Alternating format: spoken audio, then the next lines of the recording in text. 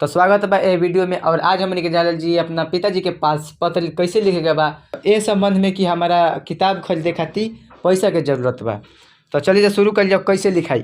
तो सबसे पहले हमने के लिखल जी आदरणीय बाबूजी सादर प्रणाम। का लिखल जी आदरणीय बाबूजी सादर प्रणाम। सादर प्रणाम मतलब आदर सहित प्रणाम। पिछला वीडियो में भी बतैले रही। तो आदरणीय बाबूजी सादर प्रणाम लिखला के बाद ये लिखल जी हमने के अपन एड्रेस यानी कि जहाँ हम बानी वजह के एड्रेस, जैसे कि हम महाराजा हाथ आरा बानी वजह के एड्रेस आ तारीख डाल दिया जाए, दिनांक डाल दिया जाए। ठीक बा। ओकरा बाद हमने का लिखल जाए हमरा राउर पत्र मिलल। का मिलल? हमरा राउर पत्र मिलल। ई जान के बड़ा खुशी भइल कि रउआ सभे बढ़िया बानी। इतना लिखे के बाकी हमरा राउर पत्र मिलल। ई जान के बड़ा खुशी भइल कि रउआ सभे बढ़िया बानी, हमहू यहाँ कुशल बानी। यह पत्र के माध्यम से हम रउआ के बतावल चाहत बानी कि हम अपना परीक्षा के तैयारी में पूरा तरह से लागल बानी। ठीक बा। इतना लिखला के बाद लिखल जाई हमार क्लास में हमार हाजिरी नियमित बा। नियमित माने कि हम रोज जानी, रेगुलर जानी, हमार हाजिरी डेली बनेला। ठीक बा। तो हमार क्लास में हमार हाजिरी नियमित बा आ हम सब विषय में बढ़िया से कर रहल बानी। विषय में पढ़ाई है, लिखाई पढ़ाई, हम सब विषय में पढ़ाई बढ़िया से कर रहल बानी। हमारा अपना क्लास खातिर कुछ नया किताबन के खरीदे के बा चाहे किने के बा। ये किने के बा लिख दिया जाए तो और बढ़िया रही। का करे के बा? किने के बा। हमारा अपना क्लास खातिर कुछ नया किताबन के का करे के बा? किने के बा। ठीक बा।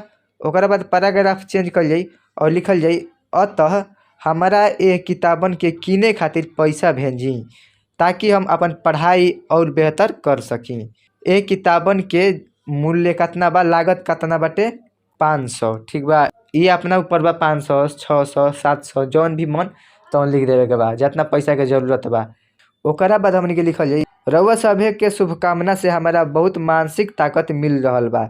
यानी कि जौन शुभकामना हमने के पत्र मिलेला पिताजी द्वारा, उनकर पत्र से हमारा शुभकामना जौन मिलेला ओकरा से हमारा ताकत मिलेला कि हम और अच्छा करी न। ठीक बा।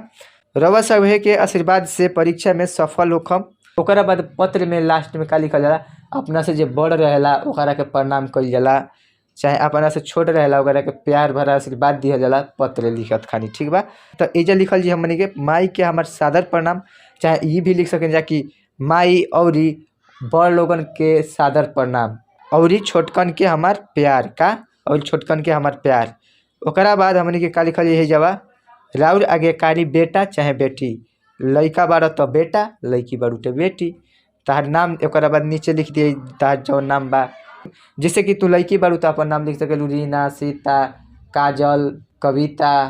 जैसे तू लइका बाड़ तो लिख सकेला प्रकाश, आकाश, विकास, रोहित, राजू, प्रिंस। मैंने तहार जौन नाम बा तौन एजा लिख देवे के बाटे।